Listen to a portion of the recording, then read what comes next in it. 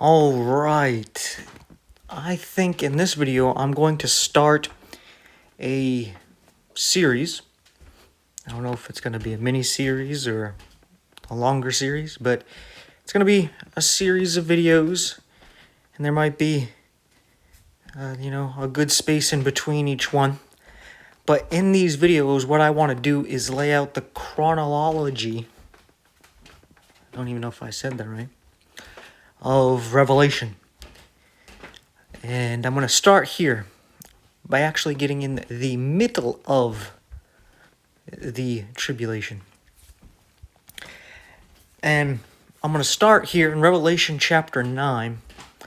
And I'm going to sit here and say that this fifth angel sounding his trumpet is right about at that midpoint. And I'm going to explain why I say so. So in order to do that, we need to take a look at what it says here. And the fifth angel sounded, and I saw a star fall from heaven onto the earth, and to him was given the key of the bottomless pit. Okay, so here we see a star falls from heaven when this angel sounds. And that's how this all starts. Everything that he's about to say is all because of when he sounded, a star fell from heaven. Now, when we come over here to Revelation chapter 1, it tells us here at the end of the chapter, at verse 20, the mystery of the 7 stars which thou sawest in my right hand, and the 7 golden candlesticks. The 7 stars are the 7 angels of the 7 churches. And the 7 candlesticks which thou sawest are the 7 churches. So here we see a kind of decoder. You want to know what is being talked about when it says stars? It's talking about angels. So when we're coming back over here to Revelation chapter 9, and it says, a star fell from heaven, you got to understand that an angel's being kicked out of heaven. And this is key to understand why I think this is at the midpoint. So let's continue what is said about this angel sounding and what happens, and then we're going to move on, okay? But we actually got to go over this to better understand why I say this is happening at about the midpoint, right? I don't know if it's exactly there at that midpoint or a little bit before it. It's definitely not after. It's right at that point, right? So about 3.5 years in, and I'll explain why I say 3.5 years in as I go through this video. So it goes on to say, at verse 2, and he opened the bottomless pit, and there arose a smoke out of the pit, as the smoke of a great furnace, and the sun and the air were darkened by reason of the smoke of the pit. So it's almost as if when this star falls, it slams into the earth, kind of like an asteroid, a meteor, crashing into the earth, and it breaks open the earth. And this is what ends up opening up the bottomless pit for something to come out of it. And what's interesting about this bottomless pit is that in the scriptures, it's also referred to as the abyss. And the abyss is in a reference to the sea, the ocean. And its great deep is looked at as the abyss. Because you go look at the ocean, it appears just bottomless, right? Especially at the time this was written. They wouldn't be able to know if there is a bottom, right? They wouldn't be able to get there, right? So it's just this endless deep, right? And you notice that when this hits, it puts the light out, right? It darkens the sun, right? I think this is literal, but it's also, metaphoric, that the light is put out. Darkness has come, right? And at verse 3 it says, and there came out of the smoke locusts upon the earth, and unto them was given power, as the scorpions of the earth have power. Now, you know what's interesting here is I believe it's Mark chapter 16, where Jesus says that believers are going to be able to trample over snakes and scorpions. All right? So true believers don't have to worry about these scorpions, right? But if you're not a true believer, yeah, you got to be worried. And if you feel convicted and a bit spooked by this, that's probably your conscience being tugged on by God, trying to get you to get right with Him. So, best to respond to that while you can. While it's today. Anyway, verse 4. And it was commanded them that they should not hurt the grass of the earth, neither any green thing, neither any tree, but only those men which have not the seal of God in their foreheads. And to them it was given that they should not kill them, but that they should be tormented 5 months. And their torment was as the torment of a scorpion when he striketh a man. And in those days shall men seek death, and shall not find it, and shall desire to die, and death shall flee from them. So here, these creatures, they don't kill people, they torment them. And I think this is very interesting, because these people will desire to die and not be able to die. And this is another reason why I think this is at the midpoint of the tribulation, because I believe before the midpoint, the mark of the beast has been given out, but in a way that it's not necessarily forced. It's just very heavily coerced and pushed and urged for you to take it. Well, first, just offered as a free gift, then, some incentives, and then they start, restricting things, right? And at this point, when these scorpions come out, I believe it's tormenting those people who have the mark. And that's why they can't die. Because this mark that is going to be given is not just some tattoo. This is something that is life-changing, life-altering, where you're no longer human. You're no longer part of mankind. As long as you're part of mankind, you can be saved. But when you take this mark, I believe it changes you in 2 different ways. I believe it changes you biologically with you mixing with the fallen angels, the iron and clay mixing. They will mingle with the seed of men as they did in the days of Noah. Nothing new under the sun. You taking this mark, you're going to be taking on fallen angel genetics, and most likely that of Satan himself. And you're also going to be mixing with nanobot technology so that you're all going to be intertwined in this kind of hive mind thing here. And it's going to promise you to take care of all your problems. Even grant you immortality, like in the garden. You shall not surely die, right? And that's the thing. It's not going to let you die. So even when these things are tormenting you, it's basically like those all old mythological stories of the gods torturing other gods by cruel and unusual punishments, such as a guy being chained up and having an eagle come every day to eat his liver, and then every night his liver would grow back just for it to happen again the next day, over and over and over and over, right? That's the kind of thing that we see going on right here. And to continue, go to verse 7 here. It says, And the shapes of the locusts were like unto horses prepared unto battle, and on their heads were as it were crowns like gold, and their faces were as the faces of men, and they had hair as the hair of women, and their teeth were as the teeth of lions, and they had breastplates as it were breastplates of iron, and the sound of their wings was as the sound of chariots of many horses running to battle, and they had tails like unto scorpions, and there were stings in their tails, and their power was to hurt men 5 months. So they only get 5 months to do this, but you can see that this creature seems to be some kind of amalgamation, and it even brings up metal. So it seems like even these creatures are some kind of chimera of insect and man and other mammals, and then also machine, metal, right? Just like I was talking about these people with the mark of the beast.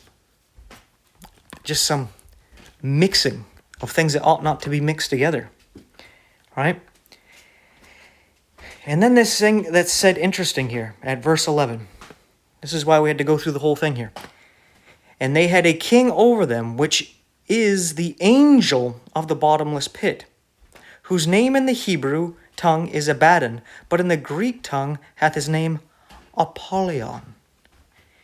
Now, I believe this angel of the bottomless pit is Lucifer, Satan, who is the first, basically, black hole, right? He separated himself from God, and now he is empty and void, and is the angel of the bottomless pit, of the great deep, where he has a hole within him that only God can fill, right?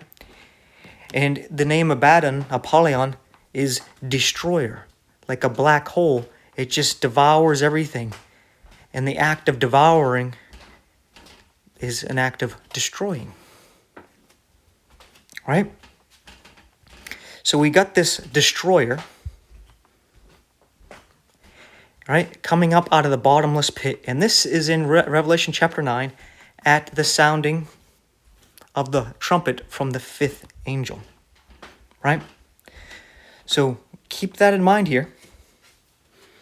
And we're going to go over here to Revelation chapter 11 here. And this is where John is told to measure the temple. This appears to be the temple on earth. So we know that there's going to be a temple. Right? This is very key here. There's actually going to be a physical temple. And here in verse 2 it says, "But the court which is without the temple leave out, and measure it not, for it is given unto the Gentiles, and the holy city shall they tread underfoot 42 months." So it's over there in Jerusalem. So 42 months is 3.5 years. Each month is 30 days, and we see that in prophetic terms throughout Revelation. A 30-day month, a 12-month year, and it is measured out in years, months, and days. I think it's 1,260 days, something like that. And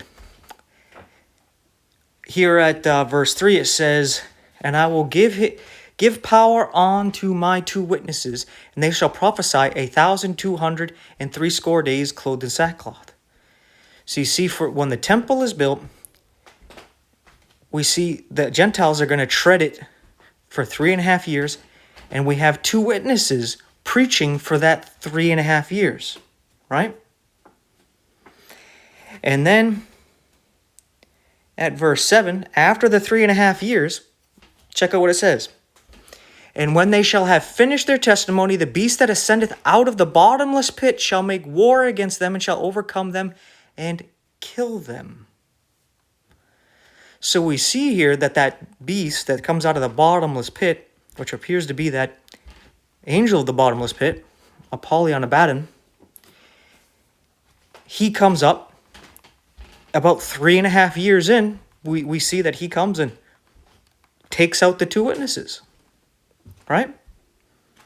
So he might have come up out of that pit a little bit before they finished their ministry, but when he comes up, seems like one of the first things he does is take out these 2 witnesses. Right? So now, when we come over here to Revelation 12, we read about a woman in heaven, clothed with the sun, the moon under her feet, and a crown of 12 stars. This woman represents clearly Israel, the 12 stars representing the 12 tribes of Israel. I know some people say that it's Mary. Well, when Jesus ascended to heaven, as we read at verse 5, she didn't have to run away into the wilderness for 3.5 years. Mary never had to do that after Jesus ascended to heaven. So this is clearly not talking about Mary. And the church did not give birth to Jesus. Jesus actually gave birth to the church. So this is not the church either. This is clearly talking about Israel. That's the only thing that makes sense here, Anything else doesn't add up. You're just believing it because you want to believe it, and you're too stubborn to be corrected, and that's that. But what we really want to focus on is that there is a great red dragon with 7 heads, 10 horns, and 7 crowns upon his heads, right? So keep in mind here that the crowns are upon the heads and not on the horns. So it's as the authority is given to this spiritual entity here. I've talked about in previous video, or I believe the beast itself is a spiritual entity, like the Prince of Persia is a spiritual entity, right? But the horn is the physical representation there of that beast, right? So it would be like, let's say, for example, America. The physical beast there, I would say, is Satan, because America is the feathered serpent. That's what it means. And we have a statue of Lucifer that we call the Statue of Liberty over there in Babylon, New York. And that spiritual entity, Satan, is the beast, right? And the horn right now would be Trump, right? He's the physical manifestation. But anyway, we see that this dragon, he draws a third part of the stars of heaven, then casts them to the earth, right? And when the man-child is taken up, this represents the rapture, we see again another 3.5 years. At verse 6 it says, "And the woman fled into the wilderness, where she hath a place prepared of God, that they should feed her there 1,260 days." So we see that just like this woman flees for the 1,203 days. Sorry about that. My tongue was fighting with me there. Is the same time that the 2 witnesses are preaching. The 2 witnesses are preaching at this time. The woman flees, right? And then it talks about how there's war in heaven after it mentions the first 3.5 years, right? The first section of 3.5 years, it talks about the woman fleeing away after the man-child is taken up, after the rapture, right? Then it says Michael, he's going to stand up, like we're told in Daniel chapter 12. At the end, Michael's going to stand up for Daniel's people, Israel, the Hebrews, the Jews. And Michael fights against the dragon, and he casts the dragon out of heaven. That old serpent, the devil, right? And his angels were cast out with him. This seems to be at the midpoint of the tribulation, right? This war. They're cast out. And this is where I believe this is probably at the sounding of the 5th trumpet, where a star falls from heaven. And I believe the star lands on New York City because that's Babylon. And I believe that's when Babylon is destroyed. You know, one of the deadly wounds happens to the beast. And up out of there comes the locust. And now I hope you're starting to see why I believe what I'm saying here and this connection of what's going on. As you notice, after he's cast out, it says at verse 12, "Therefore rejoice, ye heavens, and ye that dwell in them. Woe to the inhabitants of the earth and of the sea, for the devil is come down unto you, having great wrath, because he knoweth that he hath but a short time." Right? He gets a short time, and it tells us that time at verse 14. "And to the woman were given 2 wings of a great evil, that she might fly into the wilderness, into her place, where she is nursed for a time, times, and half a time from the face of the serpent." Now, I believe this is the second part, the second 3.5 years. That first 3.5 years already happened, where people fled. But then, after Satan comes down, I believe this is at the same time the one we call the Antichrist, goes into the temple, claims to be God. And at that same time, we got the fifth trumpet sounding.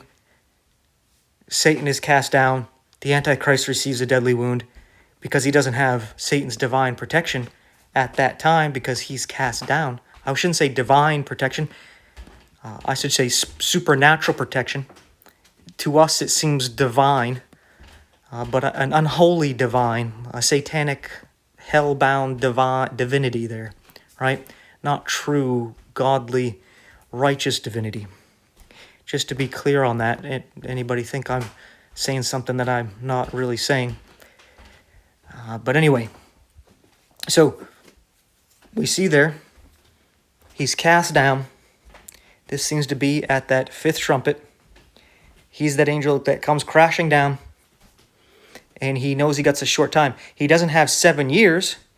He has, as it says at verse 14, a time and times and half a time. A time is a year. Times is plural. If it doesn't give a number, if it's multiple, it's only 2, unless it gives a number. If there's no number when it's multiple, it's always just 2, right? If it says days, but with no number, then it just means 2 days, because it's just telling you it's multiple of 1, right? So time, times, so 2, and a half a time. So 1 plus 2 is 3, and then a half, 3.5 years, right? He doesn't have 7. By this time he's thrown down, he only has 3.5 years left. But now it says he has wrath, right? Now he's pissed. He's not being nice about it anymore. This is where you're going to see that you got to take the mark of the beast or you're done. And I'm going to show that as we go to the next chapter. Revelation 13, you notice here, he says he stood upon the sand of the sea and saw a beast rise up out of the sea, having 7 heads and 10 horns, and upon his horns 10 crowns, and upon his heads the name of blasphemy.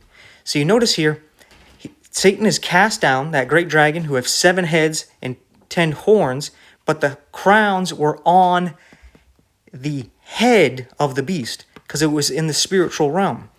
Now, sorry about that, after he's cast down, the crowns are on the horns. So you see how now the authority is given over to the physical realm. It's no longer in the spiritual. It's because Satan has lost his authority. He's been cast down, right? So his authority has been passed on to the physical, right? And these 7 heads, you notice they come up out of the sea. And we already talked about the bottomless pit being a reference to the abyss, which is a reference to the ocean, the sea. And that's where the beast comes up out of, right? Right after we read about Satan being cast down from heaven and then up out of the sea. And in Daniel, we read about the place of the Antichrist is destroyed. I believe that is New York City, because I believe that guy is DJT and his abode is in New York. I believe that place is going to be taken out. And he's going to move, as it we're told in Daniel, his abode is going to be destroyed, and he's going to move his home to the pleasant land to build his, what does it call it, a palace? His abode is a palace, his home, something along those lines. I don't remember the exact wordage. And that's what we're reading here in Revelation 13. There's 7 heads, which appears to be potentially 7 continents, right?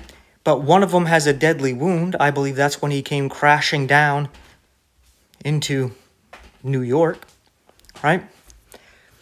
But the deadly wound was healed. And I believe part of this has to do with the spiritual power of the fallen angels through AI. I believe there's going to be 7 main heads of AI, one over each continent eventually. Right? And that's why when they take out one of the heads, it gives people hope. But when the head is revived, people are like, well, how can we fight against this New World Order system here? We can't do it. Right? It's impossible. They lose hope and they start to worship because of fear, not because they love Satan and the Antichrist. They're afraid of him, right? Just like we just read about Satan being able to continue for 3.5 years in the previous chapter. Well, it talks about the same thing here in Revelation 13 at verse 5. And there was given unto him a mouth speaking great things and blasphemies, and power was given unto him to continue 40 and 2 months. That again would be 3.5 years. Right? So,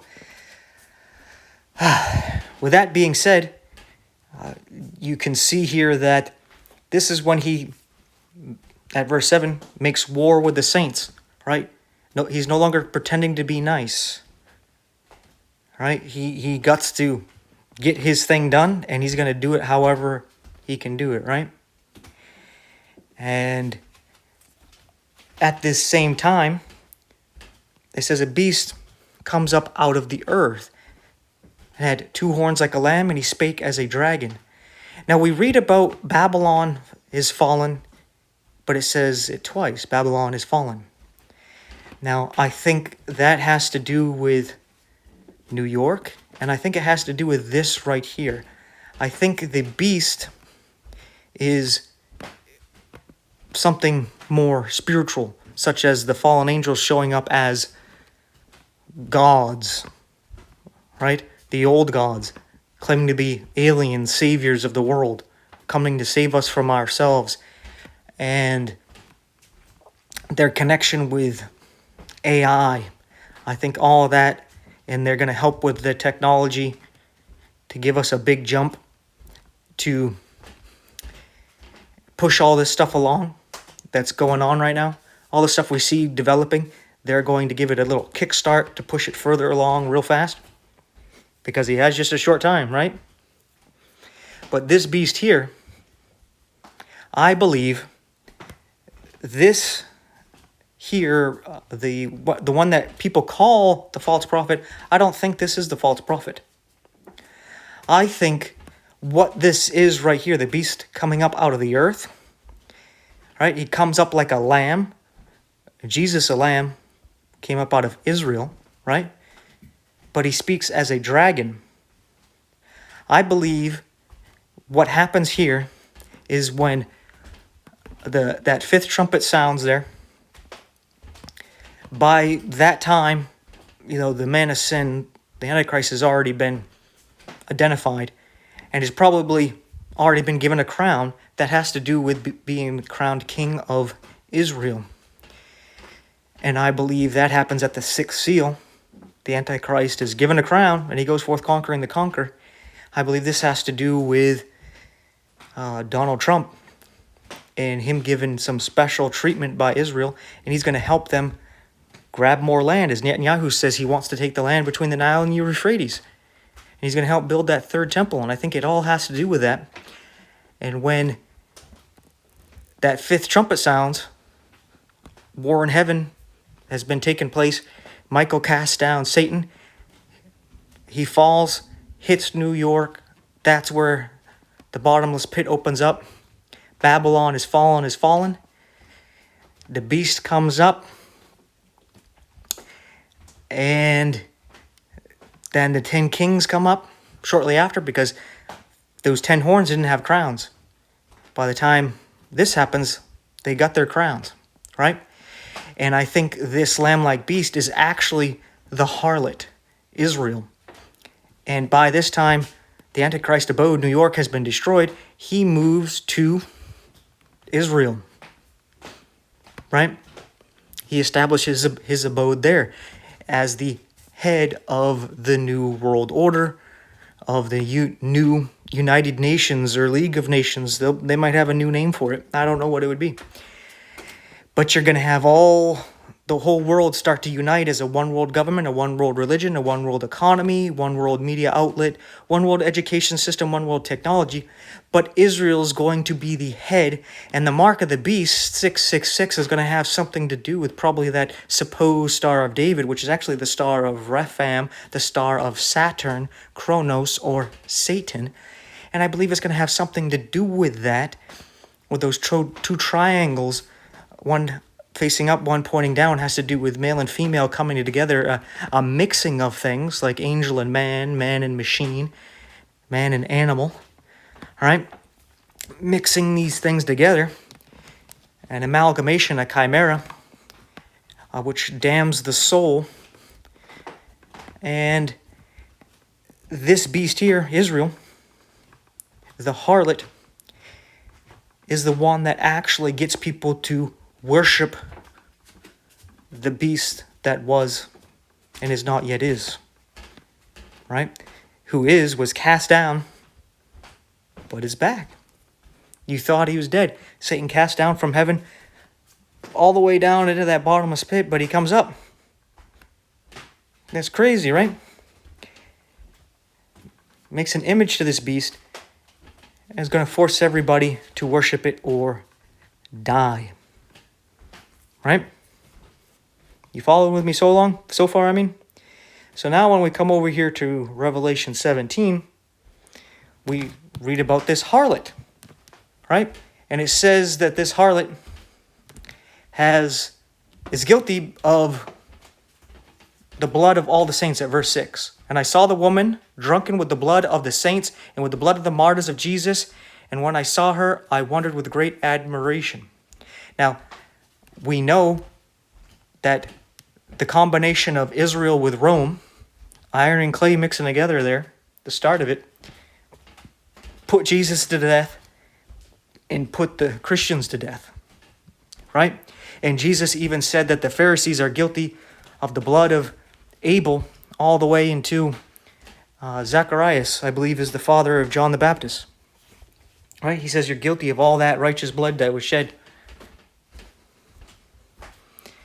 And so we can see here this harlot, I believe, is Israel. This is the lamb-like beast. Right? Being a false prophet. A false John the Baptist, if you will, trying to claim that Abaddon, Apollyon, the destroyer, the angel that fell, is the one you ought to worship. Right? Because all the legalists worship the one who gave us the knowledge of good and evil, the law from the garden, Satan, the serpent, Saturn, Kronos. Check out my video about that. About the Satan's law that binds us all to death. If you want more on that. And when we're told about this woman riding the beast, it says something about the beast that ties into everything that we've already been going over. And at verse 8 it says, "The beast that thou sawest was and is not, and shall ascend out of the bottomless pit and go into perdition." Right, so we already were reading about the beast that comes out of the bottomless pit, right? And the other place, out of the abyss, out of the sea, right? That's where the beast comes up out of.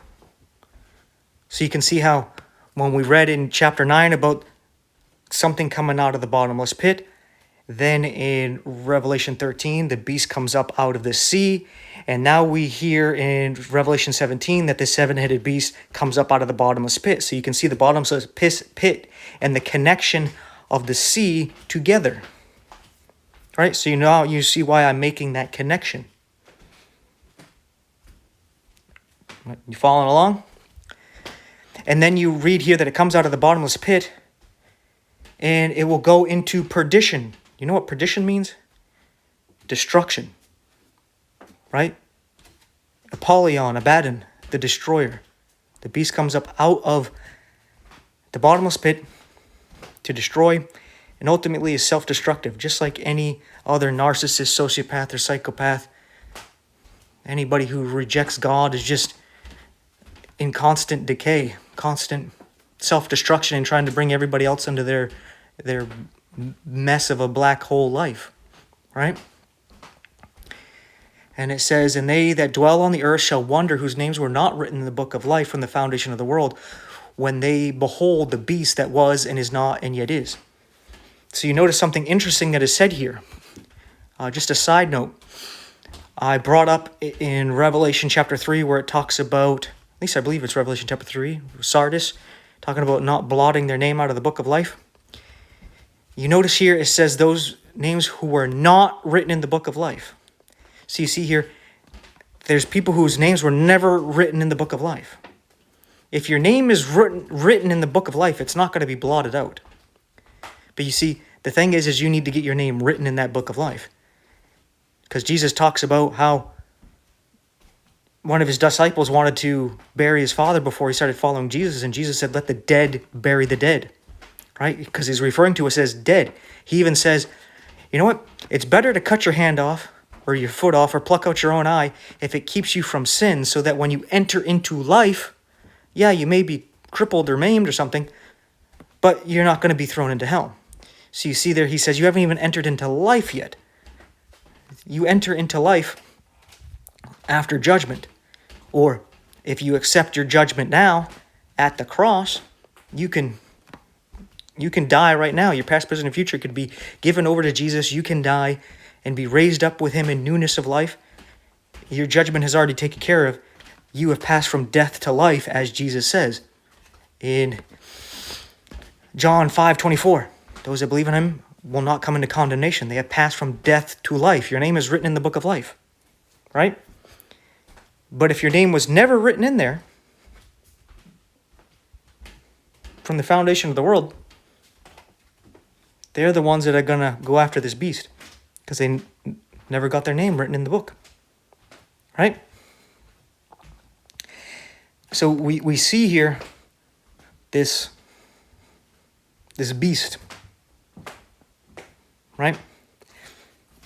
And you even notice it talks about the 7 heads.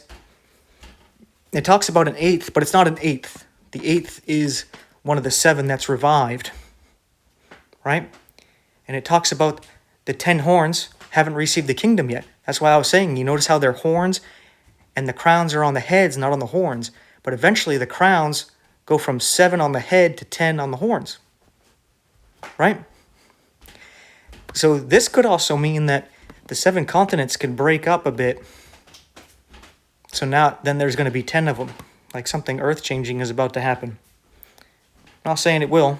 Just saying maybe it could be. Right? But you notice that the beast here is ridden by the harlot, which I believe is ultimately the false prophet. The lamb-like beast. Right? And by the end of Revelation 17, it talks about this woman who's the city that reigns over the kings of the earth. And the kings, I believe, represent those 10 kings. When they receive their crowns, they become kings of the earth. The 10 kings of the earth. Daniel's statue, the 10 toes, the 10 horns of the beast, the 4th beast in Daniel chapter 7. Right? They get their kingdom, but this woman, Israel, rules over them. Right? And this is talking about Jerusalem. That's going to rule over the kings of the earth at this time, and is the second actual fall of Babylon. The first was New York, at that 5th trumpet, Satan being cast down. And then this beast that comes out of that pit is established, and Israel's riding that beast, but just like in World War II, where Germany was actually helping out the Jews and actually trying to help them set up a new homeland. They tried to get them to have a homeland in Madagascar, but it ended up, they worked something out where they were going to start moving them to where they are now in Israel. And then they ended up turning on the Jews. And we're going to see the same thing happen here, where Israel is going to be basically ultimately running things, and they're going to turn on them. And as it says here, the 10 horns which thou sawest upon the beast, at verse 16 here, these shall hate the whore, and shall make her desolate and naked, and shall eat her flesh and burn her with fire. And we see this where Israel, in Jesus' day, rejected him, saying, we have no king but Caesar. And then what did they do? They joined with Rome, but still didn't submit to Rome. They were basically still trying to control Rome. And then Rome, eventually in 70 AD, has enough of Israel, comes in and destroys them. And what's interesting is that they have a siege for 7 years. It's kind of crazy, right? And until they ended up destroying them in 70 AD and destroying the temple. And during that time, these unfortunate Jews here ended up having to eat their own children and stuff because they were too stubborn to surrender. Right? And as he says here, they're going to be naked and shall eat up her flesh and burn her with fire. And we see stuff in the Psalms about during this time of Jacob's trouble and in other places in the Old Testament about how they seek to eat up their flesh. Because I think there's going to be such a famine where cannibalism is going to be a thing out of necessity. Right? And then when you go to Revelation 18, it gets into a more detailed falling apart of the city of Babylon. And I believe at that time, it's going to be Jerusalem, because Jerusalem is already pretty well influenced by Rome. And I think it's going to be further mixed, as it's going to be mixed with Americana, which is basically Rome. It's all going to be coming together. It's going to be Babylon. And it's going to be more clear as they use this to set up the temple. And that's why it says the outer courts will be trampled by the Gentiles once they get this temple built. Because they're going to say it's a house of prayer for the world, for all nations. And that's how they're going to get the world to support building the third temple, to be in support of it and not fight against it. And yeah, so this is actually a short video getting into the chronology of Revelation in a bit of a different way. We're starting at the midpoint, so you can start to see things a little clearer, right? Where I believe Revelation 17 and 18 refers to two falls, because we're told, Revelation 14, 3 angels have a message. Did I pass it?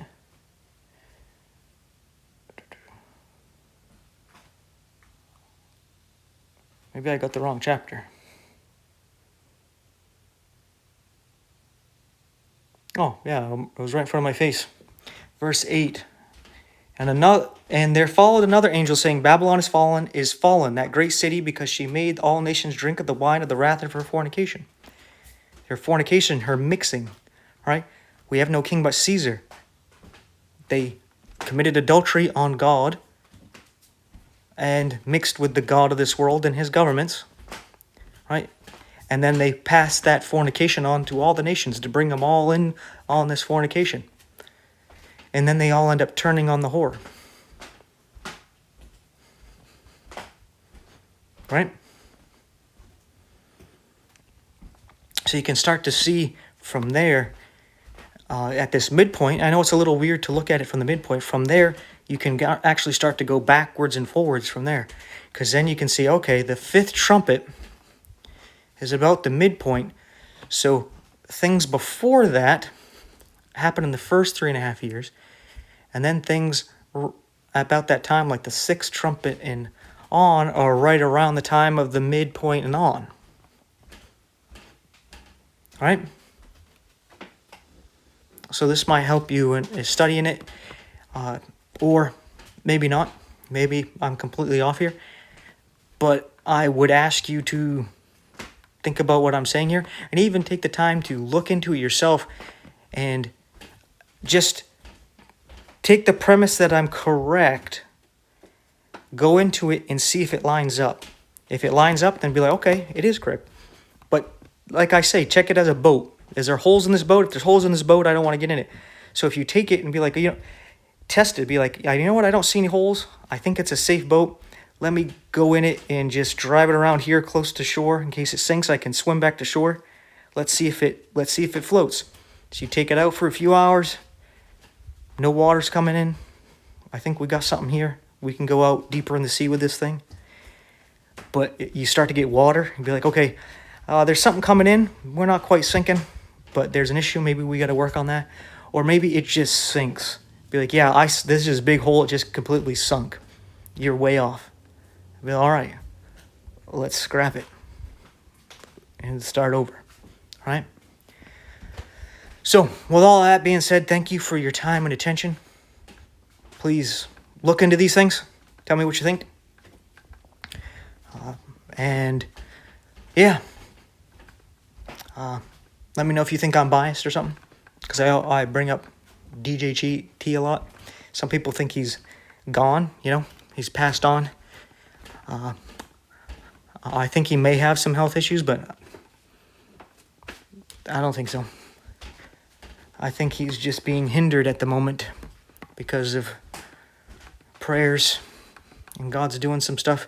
He's slowing him down. But that's just my opinion. I could be wrong. But with all that being said, don't forget to do what Isaiah said and seek out the book of the Lord. If you read English, that would be the KJV. And do what he said and put line upon line, here a little, there a little, doing what Paul said, studying that word, showing yourself approved unto God, a workman that needeth not be ashamed, rightly dividing the word of truth. And then doing what John records Jesus saying, and keep the word, preserve it, protect it, hide it in your heart, so that God will keep you from the hour of temptation which will come upon all those that dwell upon the earth. And then Jesus will never be able to tell you, you do err, not knowing the scriptures. And with all that being said, if you want to help support this ministry, please like, subscribe, with the bell icon, share the video, share the channel, interact in the comment section. These things help out a lot. And I just got my TikTok channel banned again. So if you check out my TikTok stuff, most of that stuff is on here on any channel you're watching this on. Anyway, it doesn't matter. But if you use TikTok, my TikTok is some guy named JD 3.0. So, yeah, that's where I'm at now. I don't really have anything on there at the moment because, starting over fresh all over again, and got to get that algorithm working again, because now it's all just mindless garbage. I think that's the most annoying thing. Like, I don't mind starting over, getting content out there, but going on there and used to seeing some other people that I respect and the stuff that they bring out, and now it's gone. It's like, man, I should know better. I should write down these people's usernames and stuff, but I keep forgetting to do that. But anyway, I don't know what it was that got me banned, but something did.